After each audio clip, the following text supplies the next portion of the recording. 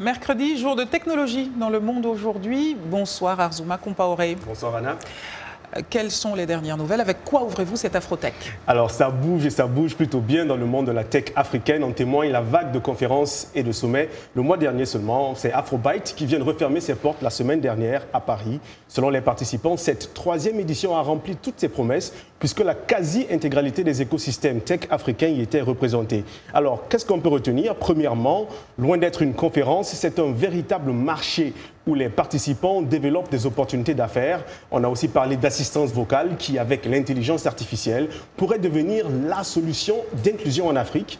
Alors, selon les chiffres de l'agence GSMA, il y a 625 millions d'utilisateurs uniques de téléphones mobiles en Afrique, et ce qui représente un marché qui attire de plus en plus les 200 opérateurs de téléphonie mobile actifs sur le terrain. Formidable. Focus de la semaine, Arzouma. Focus de la semaine, focus plutôt sur un mot cette semaine.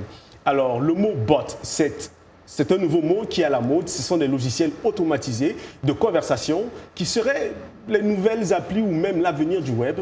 Explication. Bot, c'est la contraction par aphérèse de robot. Et sur Twitter ou Facebook, les bots font parler les machines. Un bot, c'est un logiciel conçu pour exécuter une tâche. Certaines tâches sont bonnes, comme lancer des alertes de sécurité publique,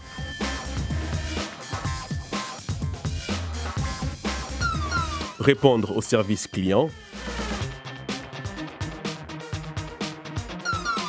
ou planifier la publication d'un contenu.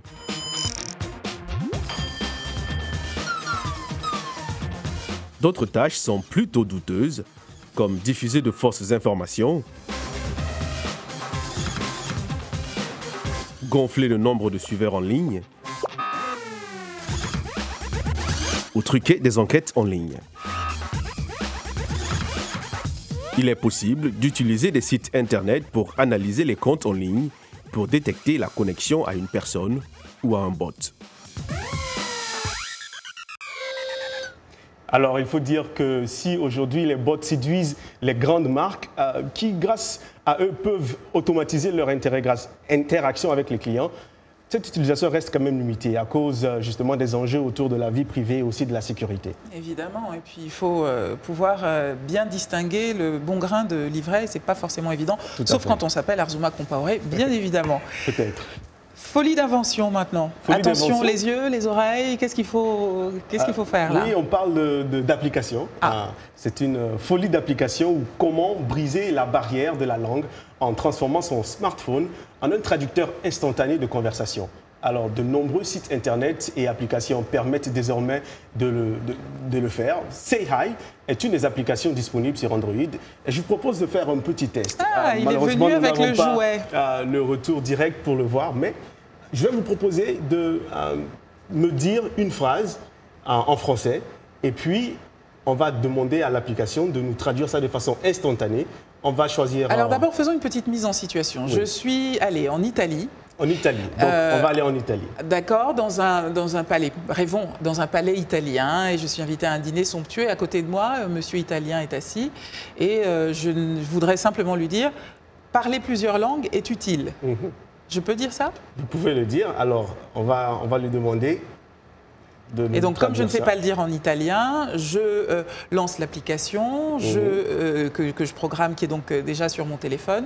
Je m'approche de mon téléphone et je dis tout fort devant le micro, je dis...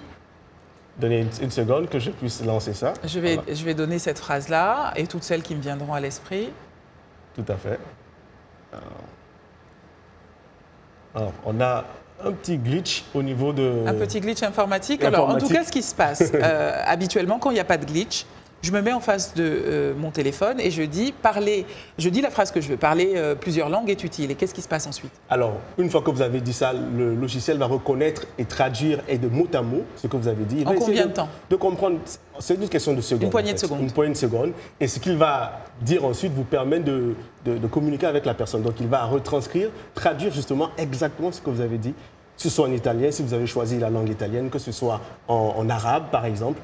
Et vous pouvez aussi... Et Lingala, il y a option Lingala dedans? Il y a du Kiswahili par contre. Pour l'instant, dans cette application, il n'y a Faites pas de Lingala. quelque chose, Arzouma, écrivez-leur, dites-leur. Mais je pense que bon, c'est quelque chose qui est très Wolof, pratique. Lingala. Même si la traduction n'est pas, totalement fidèle à chaque fois, on est quand même en mesure de communiquer avec la personne qui est en face de nous. Et ça, je trouve que c'est quand même ingénieux. Et de plus en plus, il y a ces petits gadgets qui sont sur le marché comme Ili, d'autres reconnaîtront ces gadgets, qui permettent justement d'utiliser cette fonctionnalité de traduction instantanée pour communiquer maintenant avec... On a bien compris que vous êtes fan.